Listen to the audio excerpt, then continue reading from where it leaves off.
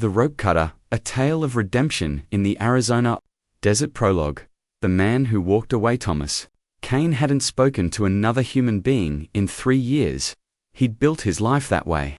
Deliberately solitary existence in the harsh Arizona territory, far from towns, far from people, far from the memories that haunted him. His cabin sat at the edge of nowhere, surrounded by red dust and sagebrush, where the only sounds were wind and silence. He preferred it that way. Silence didn't judge. Silence didn't ask questions about what happened in Georgia during the war. It was a Tuesday in June 1879 when everything changed. Thomas was returning from checking his traps, the midday sun beating down mercilessly, when he saw smoke rising from beyond the ridge. Thin, dark, wrong. Not a cooking fire. Not a signal. Something else. His first instinct was to turn around. Whatever was happening beyond that ridge was not his business. He'd learned years ago that getting involved only led to pain. But something made him pause. Maybe it was curiosity. Maybe it was the direction of the smoke directly in line with the old mining road. Maybe it was the crow he'd seen circling overhead, the way it does over something dying. Thomas stood there for a full 10 minutes, arguing with himself. Then, cursing under his breath, he climbed the ridge. What he saw on the other side stopped his heart. They weren't crosses, exactly. More like crude, wooden frames, hastily constructed, brutal in their simplicity. 5 of them, arranged in a line across the hilltop like markers for the damned. And suspended from each frame was a person. Still alive, barely. Thomas's hands went cold despite the heat. He'd seen men hanged during the war, seen bodies displayed as warnings. But this was different. This was calculated cruelty, keeping people alive just at the edge of death, letting them suffer under the desert sun. All 5 were native women. Apache, from their clothing and features. Their wrists and ankles were bound with rough rope that had cut deep into their skin. Their bodies bore the marks of systematic brutality, whip scars, burns, bruises in various stages of healing that told a story of prolonged abuse. Thomas took a step back. This was not his fight. This was tribal business, or mining camp business, or someone else's business. Not his. He should leave. Report it to the nearest marshal, maybe, or just forget he'd seen it. He was good at forgetting. Then one of them lifted her head, her eyes locked onto his, dark, fierce, refusing to surrender even in this moment. Her lips, cracked and bleeding from thirst, moved. No sound came out at first. Then, barely a whisper that somehow carried across the distance, "Please." Just that one word, but it tore through Thomas like a bullet. Suddenly, he wasn't in Arizona anymore. He was in Georgia, 1864. The farmhouse was burning. The family inside was screaming. The Confederate captain was giving orders, "Let it burn." They were harboring deserters. Thomas, barely 18, had stood there with his rifle. A young woman had appeared at the window, flames behind her, reaching out, her mouth forming the same word, "Please." Thomas had been too afraid to disobey orders, too afraid to act. He'd turned away. The screaming had stopped eventually. He'd survived the war, but he'd never forgotten that face at the window. Now, 15 years later, another woman, another moment, another choice. Thomas's jaw tightened. He dropped his trap bag and walked up the hill toward the crosses. His hands shook as he drew his knife. The first woman was the one who'd spoken, tall, powerfully built despite her emaciated state. Up close, Thomas could see the full extent of what had been done to her. This wasn't just punishment. This was someone's idea of entertainment. "Easy," he said quietly, his voice rusty from disuse. "I'm going to cut you down. Don't try to stand right away." The rope was thick, rough hemp that had been tied with deliberate complexity designed to make escape impossible. Thomas sawed through it methodically, supporting her weight as the bonds gave way. She collapsed into his arms, heavier than he expected despite how thin she was. Solid muscle, under scarred skin. A warrior's build, he realized. Not a victim, a fighter who'd been beaten down. As he lowered her to the ground, her tattered shirt shifted, revealing her back. Thomas had to look away for a moment. The scars weren't random. They formed Patton's deliberate brands, symbols he recognized from his time in the territories. Ownership marks. Some mining operations branded their workers like cattle. His stomach turned. He forced himself to focus on the next person. The second woman was younger, maybe 20. She hadn't lifted her head yet. For a horrible moment, Thomas thought she was already dead. Then he saw the shallow rise and fall of her chest. The third woman was older, grey streaking her black hair. Her eyes, when they opened, held a depth of rage that made Thomas step back instinctively. The fourth was barely more than a girl, 16 at most. Her feet were raw and bleeding. She had been forced to walk here.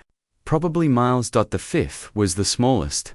But her face bore a scar across her cheek that spoke of old violence survived. By the time Thomas cut down the last rope, he was shaking not from exertion, but from fury. And from memory. Georgia, he whispered to himself, kneeling in the dust. Not this time. Not again. He looked up at the 5 women lying on the ground around him. Can any of you walk? The first woman, the one who'd pleaded, pushed herself up on her elbows. Her voice was hoarse but steady. We've walked through worse than this. My cabin's 3 miles east. Can you make it? She looked at her companions. One by one, they nodded. Then we go now, Thomas said, before whoever did this comes back. Thomas's cabin was small, 1 room, barely furnished, built for solitude. It was never meant to hold 6 people. He didn't care. He kicked open the door, helped the women inside, and immediately started gathering what medical supplies he had. Clean water, strips of cloth, whiskey for disinfecting, a needle and thread for the worst wounds. What's your name? The first woman asked, watching him work with surprising alertness given her condition. Thomas Kane. He paused, then added, most people called me Tom, before what? Before I stopped talking to people. He dunked a cloth in clean water and handed it to her. What's yours? It means she works. A ghost of a smile touched her cracked lips. Though right now, I can barely stand the others. She pointed them out. Desber goes to war. Najoni, beautiful, Shadi, older sister, and Ayosha, little one. Thomas nodded, committing the names to memory. In the war, he'd learned that knowing someone's name made them harder to abandon. As he cleaned wounds and bandaged injuries, a picture emerged of what had happened to them. They'd been taken from their village 6 months ago. Not by soldiers, by a mining operation that needed workers and didn't ask questions. The foreman, a man named Cyrus Decker, ran his camp like a personal fiefdom. Workers who tried to escape were made examples of. The crosses, Nolnish explained, her voice flat. That's Decker's favorite. String people up. Leave them just alive enough to suffer. Let the sun do the work. Usually takes 3-4 days to die. How long were you up there? Day and a half. Maybe 2. Hard to tell. Thomas's jaw clenched. Where is this camp? North, maybe 15 miles. Why? Because they're going to come looking for you. Let them come. Thomas looked up at her. Despite her weakened state, her eyes burned with fierce determination. This wasn't a woman who'd been broken. This was a woman waiting for her chance to fight back. You don't understand, Thomas said. Decker's operation probably has 30-40 men, armed, experienced. If they come here, then we fight, Nolnish interrupted. We're done running. The other women nodded in agreement. Even Ayasha, the youngest, who couldn't have weighed more than 90 pounds, straightened her shoulders with grim resolve. Thomas sat back on his heels, looking at these 5 broken but undefeated women. You know they might kill you this time. Actually kill you, not just hurt you. Better to die fighting than to live on our knees, Desber said quietly. Thomas was quiet for a long moment. Then he stood, walked to the corner of the cabin, and pulled out a long wooden box. Inside were weapons he hadn't touched in 3 years. His service revolver from the war, a rifle, ammunition, and a shotgun. He'd sworn never to take up arms again. Sworn that killing was behind him. He looked at the 5 women, then at the weapons, then back at the women. If we're going to fight, he said, we might as well do it properly. Chapter 4. The preparation they had, maybe a day, Thomas figured. Maybe 2, if they were lucky. Decker would notice his property was missing and come looking. The cabin wasn't defensible as it stood, so they fortified. Thomas showed them how to build barricades from furniture and logs. They pried up floorboards to create firing positions. They filled every container with water for drinking and for fighting fires. They counted ammunition, 37 rounds for the rifle, 22 for the revolver, 16 shotgun shells, not enough for a sustained fight, but enough to make it costly for anyone who came. As they worked, Thomas learned more about each woman. Nolnish had been a warrior in her tribe. Before capture, one of the rare women who fought alongside the men. She'd killed 3 of Decker's men during her initial capture. That's why her punishment had been so severe. Desba had been a healer. She knew plants, medicine, how to treat wounds. She'd kept the other captives alive through infections and injuries that should have killed them. Nijoni had been a tracker. She could read signs in the desert that Thomas couldn't even see. She was the one who'd found the weak points in the mining camp's perimeter that had allowed their escape attempt. Shadi was the oldest, maybe 40. She'd been a teacher in a mission school before being taken. She spoke perfect English and had been forced to translate for Decker. She knew everything about how he operated. Aya Shaw, the youngest, was quiet but watched everything with sharp, intelligent eyes. She'd survived by being overlooked, by learning to make herself invisible, and she'd used that invisibility to sabotage equipment, steal supplies, and make life harder for their captors in 100 small ways. They weren't victims. They were survivors, fighters, people who'd been beaten down but refused to stay down. As the sun set on the first day, Thomas stood outside the cabin, watching the horizon. Nolish joined him, moving stiffly but steadily. "You could leave," she said. "Before they come. This isn't your fight." "Yeah." Thomas didn't look at her. "I could, but you won't." "No, why not?" Thomas was quiet for a long time. Then, because 15 years ago, I had a chance to help someone. And I didn't.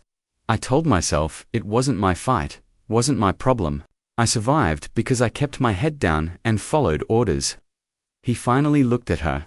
"I survived, but the person I could have saved didn't, and I've been living with that ever since. So no, I'm not walking away this time." Nolnish studied his face in the fading light. "You're not just doing this for us. You're doing it for yourself. Does that matter?" "No," she said simply. "The deed is the same either way." They stood in silence, watching the stars emerge. Somewhere in the distance, a coyote howled. It was a lonely sound, but Thomas realized he didn't feel lonely anymore. For the first time in 3 years, he wasn't alone. They arrived at dawn 2 days later, not the allowed assault Thomas had expected, but a scouting party. 5 men on horseback, led by someone Thomas recognized from Shadi's description, Cyrus Decker himself. Decker was a big man, broad-shouldered, with a face that might have been handsome if not for the cruelty in his eyes. He rode like someone who owned the world and was just waiting for everyone else to acknowledge it. The riders stopped 50 yards from the cabin. Decker called out, his voice carrying easily across the desert morning, "Old man, I know you're in there. You've got something that belongs to me." Thomas stepped onto the porch, rifle cradled casually in his arms. "Nothing here belongs to you, friend. Just me and my solitude." Decker laughed. "That's cute. Real cute. But we tracked 5 sets of footprints right to your door. Apache women. My workers. They ran off from my camp, and I'm here to collect them." "Workers?" Thomas kept his voice level. "That what you're calling slaves these days? Careful with your words, old man. Arizona Territory's got no laws about how a man runs his operation. Those women signed contracts signed under duress, aren't legal anywhere, says who?" You Decker's smile widened. "You ain't no lawman. You're just some hermit living in the middle of nowhere. So here's what's going to happen. You're going to hand over my property, and I'm going to forget you interfered. And if I don't, then we come back with more men, and we burn your little cabin to the ground with you in it." Thomas was silent for a moment, looking at the 5 riders. They were hard men, armed and confident.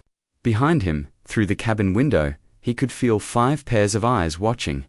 He thought about Georgia, about the farmhouse burning, about choosing the easy path. "No," he said simply. Decker's smile disappeared. "What did you say?" "I said no. These women are staying here. Under my protection. You want them, you'll have to go through me." "That can be arranged. I expect it will be. But Decker, before you come back, you should know something. I served for years in the Georgia campaign. I've been in situations where I was outnumbered and outgunned before. And I'm still here." It was a bluff, mostly. But something in Thomas's eyes, some echo of the violence he'd seen and committed during the war, made Decker's men shift uncomfortably in their saddles. Decker spat on the ground. "You're making a big mistake, old man, probably. But it's mine to make." The riders turned and left. But Thomas knew they'd be back. And next time, it wouldn't be 5 men. It would be an army. He turned to find Nolnish standing in the doorway, a shotgun in her hands. "So," she said, "now we wait." "Now we wait," Thomas agreed. "And we prepare." They came back that night, not to attack, but to scout. Thomas spotted them from his watch position. 3 men. Moving through the brush, trying to get close enough to assess the cabin's defenses, he fired 1 shot over their heads. They scattered. "Warning shot," he explained to Nolnish, who'd rushed to the window at the sound. "Let them know we're alert. Make them think twice." She nodded approvingly. "You've done this before. Too many times." As dawn approached with no further activity, the defenders gathered in the cabin's main room. Thomas spread out a rough map he'd drawn of the surrounding terrain. "They'll come from here," he pointed to the north. "It's the most direct approach, and Decker's not the subtle type. He'll want to overwhelm us with numbers." "How many will he bring?" Shardy asked. "Best guess. 20 men. Maybe more." Ayesha, who'd been quiet through most of the planning, spoke up. "We are only 6. 6, Thomas agreed. "But we have the cabin. We have defensive positions, and we have something they don't." "What's that?" "We have nothing to lose. They're fighting for pride and property. We're fighting for our lives. That makes a difference." He looked around at each of them. "I want you to understand something. If we fight, some of us might die. Maybe all of us. If anyone wants to leave, to run, now's the time. I won't judge. Sometimes running is the smart choice." No one moved. Nolnish spoke for all of them. "We ran once. It didn't work. This time, we stand." Thomas nodded slowly. "Then we should prepare for tomorrow. Get some rest. I'll take first watch." But no one slept. They sat together in the darkness, weapons close.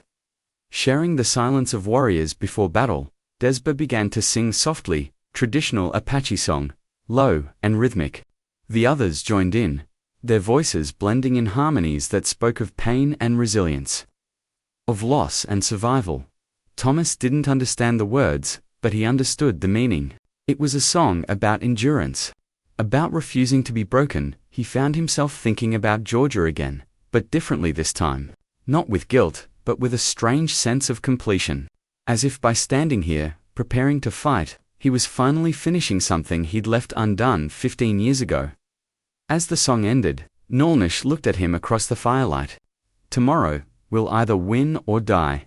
But either way, thank you." For cutting the ropes, Thomas met her gaze. "Thank you for asking me to." They sat in silence until dawn. They came with the sun at their backs, 23 men on horseback, spreading out in a semicircle around the cabin. Decker rode at the center, confident and cruel.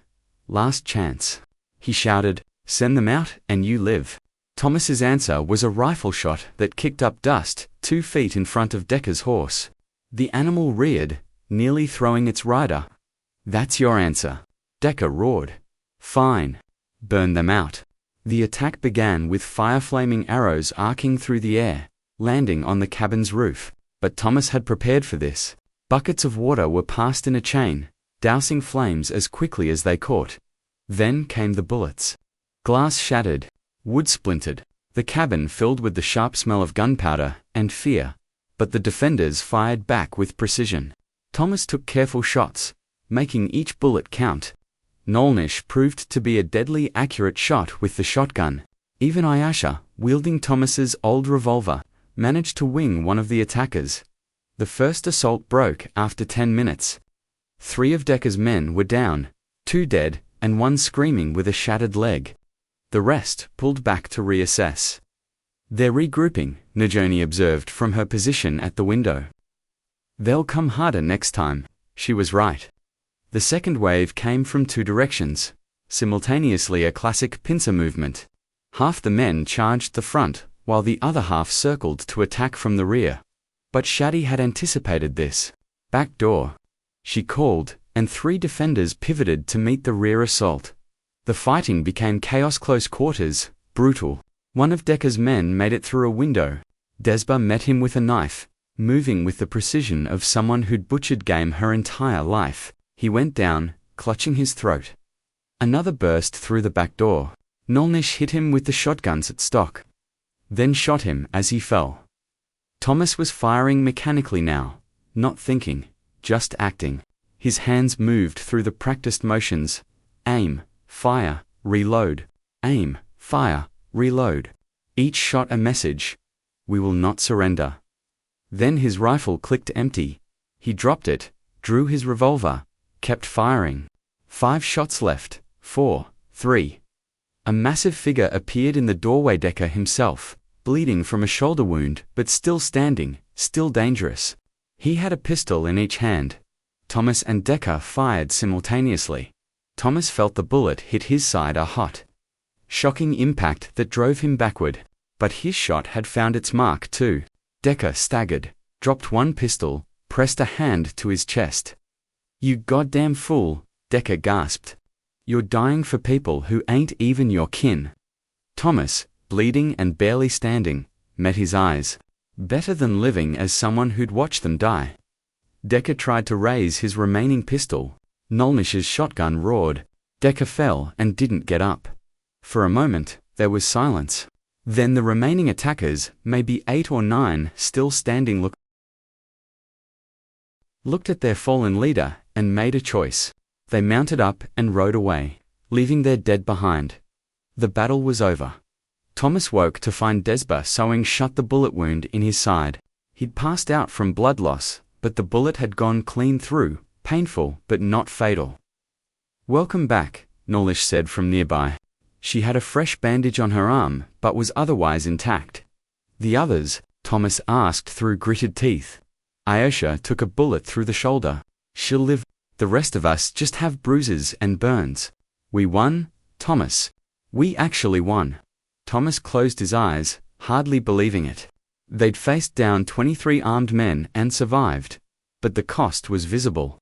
The cabin was destroyed, walls riddled with bullet holes, roof partially burned, everything that could break broken. And 8 men lay dead in the dust outside Decker. Thomas asked. "Dead along with 7 of his men. The rest ran." Thomas nodded slowly. He'd killed before, in the war, but this felt different. These deaths meant something as he recovered over the next few days. Thomas learned what had happened while he was unconscious. The surviving attackers had returned to the mining camp and told what happened. But instead of rallying for revenge, the story had a different effect.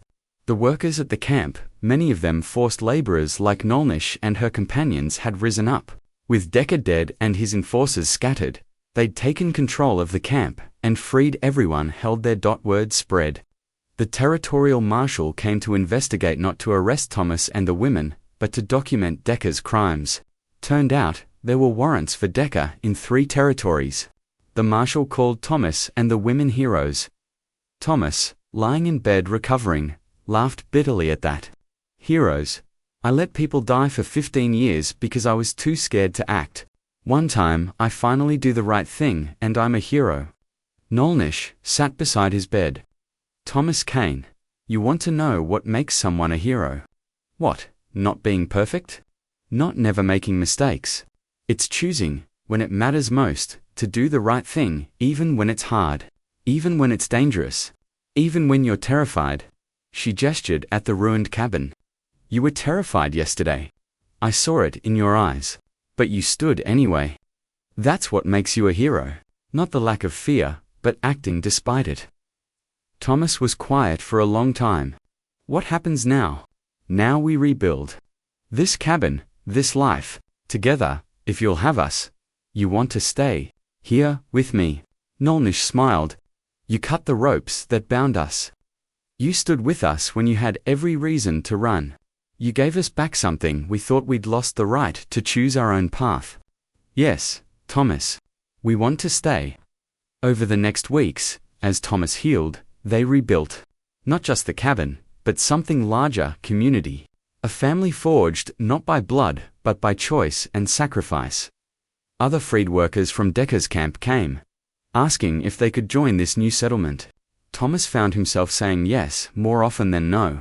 The single-room cabin became 2 rooms, then 3. Then a whole cluster of buildings. Nalnish became his partner in running the growing community, her strength, complementing his quiet determination. Desba set up a healing practice, treating not just injuries, but the psychological wounds that came from prolonged captivity. Nijoni taught tracking and survival skills. Shadi started a school. Ayasha, despite her youth, became an advocate for others who'd been enslaved or abused, traveling to nearby towns to speak about what had happened. And Thomas, the man who'd spent 3 years in silence, found himself talking to people every day, found himself laughing, found himself slowly healing from wounds he'd carried for 15 years. Epilogue: the choice that changes everything. 5 years later, Thomas stood on the porch of what was now called Kane's Crossing, a proper settlement, recognized by the territorial government, home to 43 people of various backgrounds and histories. Nolnish joined him, carrying their 2-year-old daughter on her hip. The child, whose name was Hope, because that's what she represented, reached for Thomas with chubby arms. He took her, held her against his chest, and looked out at the settlement. The gardens Desba had planted, the school Shadi had built, the trading post Nijoni ran, the peace that had somehow grown from violence. Do you ever think about that day? Nolnish asked. The crosses on the hill. Every day, Thomas admitted, but not the way I used to think about Georgia. What's different? Georgia taught me what happens when you walk away. The crosses taught me what happens when you don't. He looked at his wife, at his daughter, at the community they'd built. I spent 15 years punishing myself for one wrong choice. Then I made one right choice, and it changed everything. Nolnish leaned against him. One choice is all it takes. The rest is just following through. Thomas nodded, understanding now what he hadn't understood back then. Redemption isn't about erasing the past. It's about choosing differently in the present. It's about standing when you could run, fighting when you could hide, speaking when you could stay silent. It's about cutting the ropes when you see someone bound. He'd failed once, long ago, but he'd been given a second chance, and he'd chosen differently. That choice to walk up that hill, to cut those ropes, to stand with 5 women against impossible odds had been the hardest thing he'd ever done. It had also been the thing that finally set him free.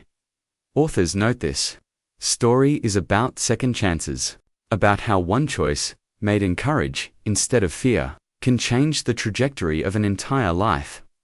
Thomas Kane was not a perfect man. He carried guilt and regret that almost destroyed him.